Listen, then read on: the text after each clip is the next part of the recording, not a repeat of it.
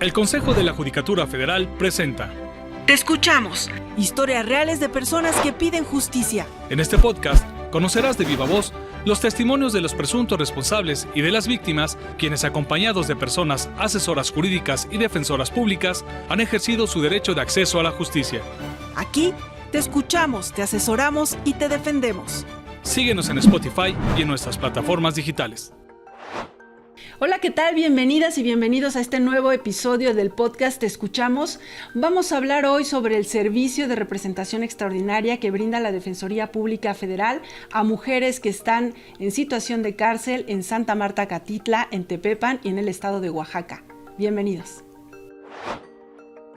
Jorge Andrés Solís, bienvenido. Tú eres defensor público federal y ya has estado con nosotros en anteriores episodios, así es que qué gusto volver a... Muchísimas gracias por la invitación nuevamente. Me encanta estar aquí con ustedes. Gracias. Y a nosotros que nos compartas tu experiencia.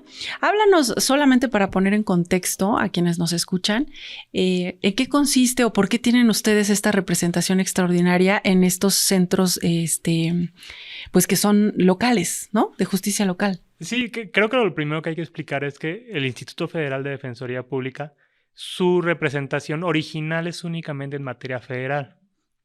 Pero en el año 2022, si bien recuerdo, aproximadamente 400 mujeres privadas de su libertad en Santa Marta mandaron una carta a la Suprema Corte generando allá un poco de ruido sobre lo que ellas estaban viviendo en sus procesos, en su vida diaria en el internamiento, y esto dio la oportunidad para que hubiera este acercamiento.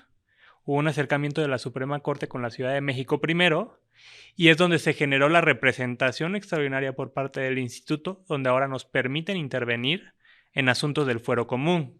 Por eso le decimos extraordinaria, porque generalmente solamente podemos representar en materia federal. Luego esto se replicó también en Oaxaca. Y así es como hemos estado teniendo como estas intervenciones un poco más amplias por parte del instituto. ¿Cuál ha sido esta experiencia más o menos hasta el primer semestre de 2024?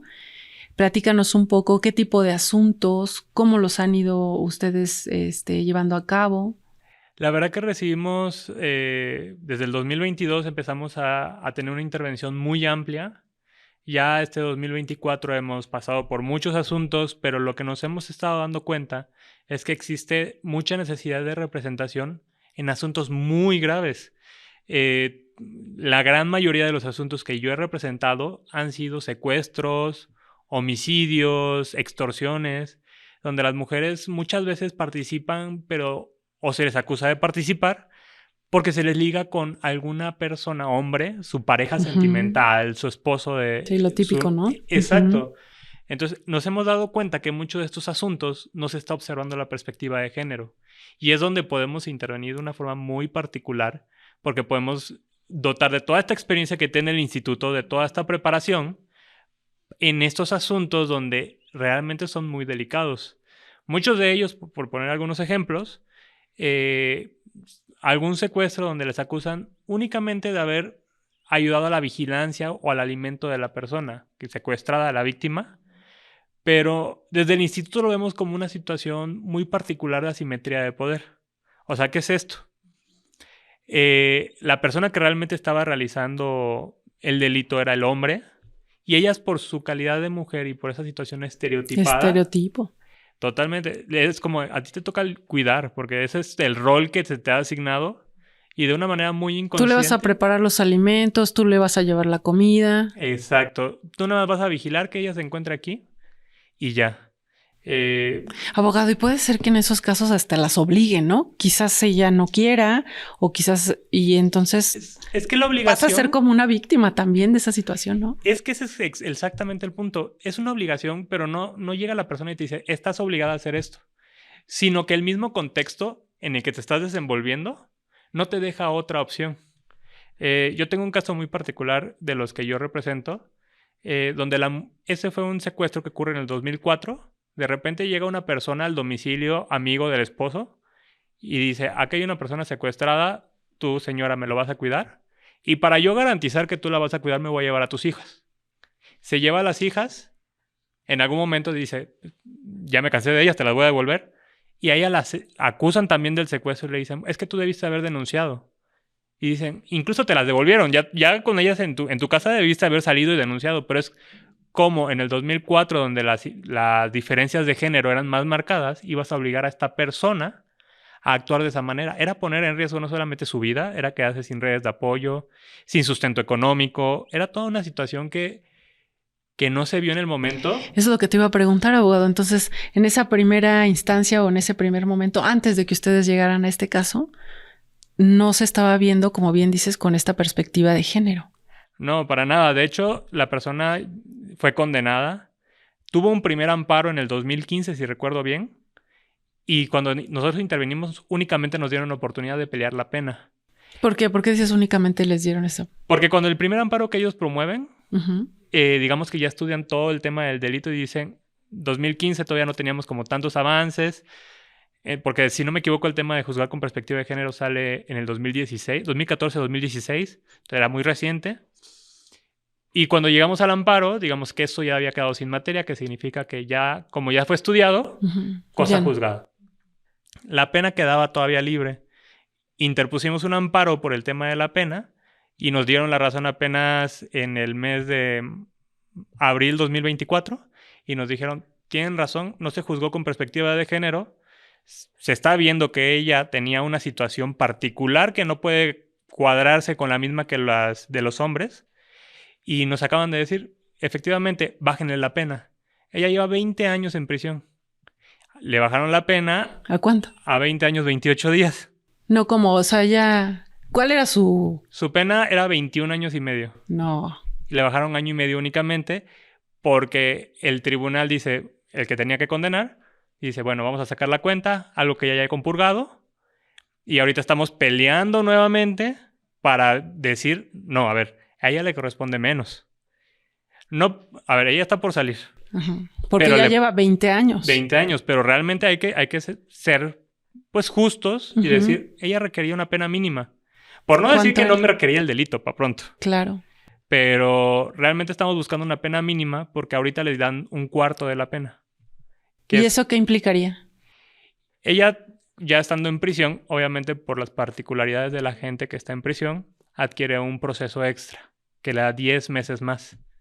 Entonces, obviamente esto no lo sabe el tribunal y dice, le voy a cuadrar la pena por el tiempo que ya ha compurgado y con eso queda saldado. Pero no, ella todavía tiene 10 meses más. Entonces, lo que estamos buscando es incidir también en el otro proceso. Pero ese es solamente uno de los pocos casos, de los muchos casos que tenemos. Repito, estamos viendo casos secuestros, extorsiones, incluso lo que yo llamaría un caso de libro. Porque ¿Por qué? Es la mujer que mata a su pareja, a su esposo, pero la mujer vivía una serie de violencias impresionantes. Incluso tenía denuncias de violencia familiar en contra de él. Y nadie había hecho nada. Y ahora está siendo acusada por el homicidio del esposo o de la víctima. Su agresor. Exacto. Entonces, ¿qué estamos intentando demostrar? Porque todavía está en proceso, pues que fue en una legítima defensa. Si no era él, iba a ser ella. Claro. Y allá, pues obviamente tenemos pues muchas situaciones porque México es un país muy machista. ¿Qué te dicen estas personas, estas mujeres, cuando tú te entrevistas con ellas?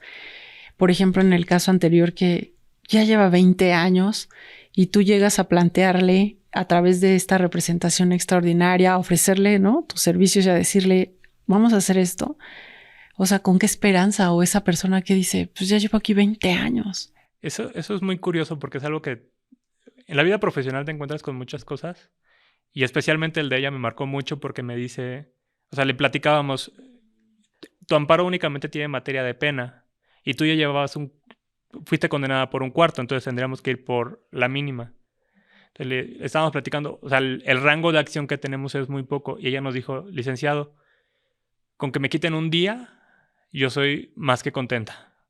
O sea, dice, yo llevo aquí casi 20 años, para eso todavía tenía 19 y un poquillo más. Dice, con que me quites 1 mes, 2 meses, 3 meses, es suficiente para mí, pero ayúdenme a quitarme un poco. Porque lo que muchas veces nos dicen es que realmente no saben lo que es vivir un día en prisión.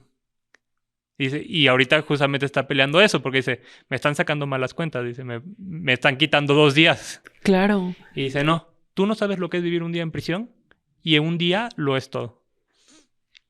¿Qué falta ahí, abogado? Sensibilidad. Mucha empatía. O sea, creo que ir a los centros penitenciarios, o sea, ya sea Santa Marta, ya sea Tepepan, convivir con ellas, como defensores públicos tenemos la obligación de ir al menos una vez al mes.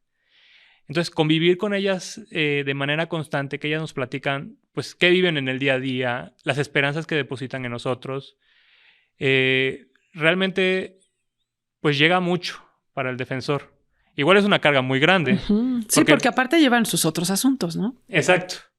Pero es una carga grande porque ellas depositan todas sus esperanzas en nosotros y pues nosotros no nos queda más que hacer el mejor trabajo posible por ellas, la mejor defensa. Y nos enfrentamos muchas veces a obstáculos porque pues es el derecho, es mucha interpretación a veces y pues tenemos jueces más duros que otros, tenemos digamos una dinámica que en lo federal ya sabemos cómo funciona, pero ahora hay que adaptarnos a la dinámica del fuero local. Entonces todo esto ha sido como un estira y afloje y un aprender. Y pues ahora sí que echarle todas las ganas encima, ¿no? ¿Qué nos puedes contar de la experiencia en Oaxaca? Porque allá están llevando asuntos, son mujeres, indígenas, no hablan español y esta misma situación que señalabas de los casos aquí en la Ciudad de México, ¿no? Que quizás ni siquiera se enteraron de que estaban, o sea, ellas no se dieron cuenta que estaban cometiendo un hecho ilícito, quizás. Sí, en Oaxaca es un caso particular. En su momento hicimos una brigada muy grande al Centro Femenil de Tanibet, así se llama, y entrevistamos aproximadamente 70 mujeres que estaban privadas de su libertad. Y entre ellas justamente identificamos una que hablaba Tzeltal, si no me equivoco, y nuestro defensor de Tzeltal se encontraba en Chiapas. Entonces mandamos a buscar a nuestro defensor, que vaya y que se entreviste. Y ella justamente no sabía nada de su proceso, no sabía ni por qué se encontraba, ni qué hizo mal. Pero ese fue uno de los casos. Tuvimos otro. Una mujer que hablaba 74 años, si recuerdo bien, y hablaba mazateco, no hablaba español. Y en el caso específico de ella, teníamos defensores, 2 o 3 defensores que hablaban mazateco, pero no hablaban esa variante. Y nos dijeron, no entendemos. No lo entienden. Entonces, no le entendían ellos a ella. Ni ella a ellos. O sea, no era posible comunicarse. Entonces, tuvimos que hacer una gestión para encontrar una variante de alguien que sí la hablara. Y justo ya logramos conseguir toda la historia. Y ella nos dice, yo ni siquiera me encontraba en la comunidad. Y dice, él estaba por un delito de homicidio. ¿Y cuántos años ella ya llevaba en prisión? Si recuerdo bien, llevaba unos 24 años. Entonces, allá la particularidad es... Hay muchas lenguas que se hablan con muchas variantes. Entonces, el instituto sí cuenta con muchos defensores, defensoras, asesoras. Bilingües, que no solo hablan la lengua, sino además pertenecen a la comunidad. Entonces, tenemos ese acercamiento que nos permite no solamente hablar con ellas, sino además entenderlas desde una visión cercana a su contexto, ¿no? O como bien dicen, su cosmovisión. Allá la representación ha sido... pues por parte de la delegación Oaxaca, a la cual le agradecemos siempre mucho, porque también Oaxaca tiene una particularidad, no solo en el tema de las lenguas, sino en las distancias son muy grandes. Muy largas. Uh-huh. Entonces, los juzgados están en un lado, los centros penitenciarios están en otro lado completamente diferente, y nuestra delegación está en otro lado diferente. Entonces, la implementación ha sido diferente, pero ahora sí que hay que reconocerle a nuestras defensoras y defensores, pues, que están haciendo un gran trabajo allá también. ¿Y qué pasó en el caso de esta mujer adulta mayor, ¿no? 74 años de edad. Decías, quizás ya llevaba más de 20 años en prisión. Entiendo que nuestros defensores estaban interviniendo con ella. Estaban buscando 2 vertientes. Creo que la que le estaban buscando era por su edad. Uh-huh. Intentar que llevara su prisión domiciliaria. Ya, eso es que justo es al punto que quería llegar, abogado. ¿Qué hace una mujer, ¿no? de 74 años en prisión? Es que es justamente esa parte de la empatía. Es cómo hacemos entendernos a todo nuestro sistema de justicia que la prisión nunca ha sido una solución real. Y muchas mujeres o muchas personas, por el tema de no intentar generar la impunidad, terminan dentro de prisión bajo esta lógica, ¿no? Si está en prisión, se solucionó el problema, y muchas veces allá no, y puede ser el inicio de muchos otros problemas. Pero sí, la verdad que ahorita buscamos como no solamente la solución de decir, vámonos directamente por una absolutoria. A veces intentamos buscar este tipo de opciones donde puedan partir tal vez sus penas desde su domicilio, o trabajo comunitario si se permite, o cualquier otra situación que pudiéramos. Cuando ustedes van retomando estos asuntos que eran del fuero común, ¿qué impresión te llevas? O sea, puede ser que haya cargas excesivas, ¿no?, de trabajo para las defensorías públicas locales, pero también me suena como que estaban abandonadas las mujeres. No, hay que tener un reconocimiento a las defensorías públicas locales, porque la verdad que sí, tienen una carga excesiva. Uno va a sus oficinas y ve una cantidad de expedientes en las mesas que nos gustaría decir son los olvidados, y no, son los expedientes que se están moviendo. Creo que allá es donde hemos intentado como ser empáticos con ellos también, y en un principio fue un tema, ¿no? O sea, ¿qué hacen los federales en el local? ¿Nos vienen aquí a relegar? Enseñar o qué. Sí, debe haber sido complicado. Sí, ¿no? Y justamente empezamos, o intentamos empezando diciendo esto, no venimos a reemplazarlos ni a quitarles trabajo, queremos ayudarles. Queremos, ahora sí que, despresurizarlos un poco, pero también hay que ver esta forma de que nosotros no podemos, pues, tomar toda la carga de por vida. Hay que ver cómo nos coordinamos para que desde la Defensoría Federal apoyemos a la Defensoría Local, ya sea con insumos, con capacitación, quizás. Capacitación, ¿no? Experiencias, qué hemos encontrado y cómo lo estamos abordando, cuáles son las áreas de oportunidad. Y justo en Oaxaca, por ejemplo, estamos empezando a hacer eso. Experiencia de la Defensoría Federal a forma de capacitación, pero también una forma en que nuestros defensores y los defensores locales se conozcan, porque al final de cuentas somos colegas. Claro. En diferentes fueros, pero somos defensores públicos. Y su causa es la misma, ¿no? Garantizar este acceso a la justicia. Exacto. De las personas. Sí, al final de cuentas, ¿por qué nos entregamos los defensores?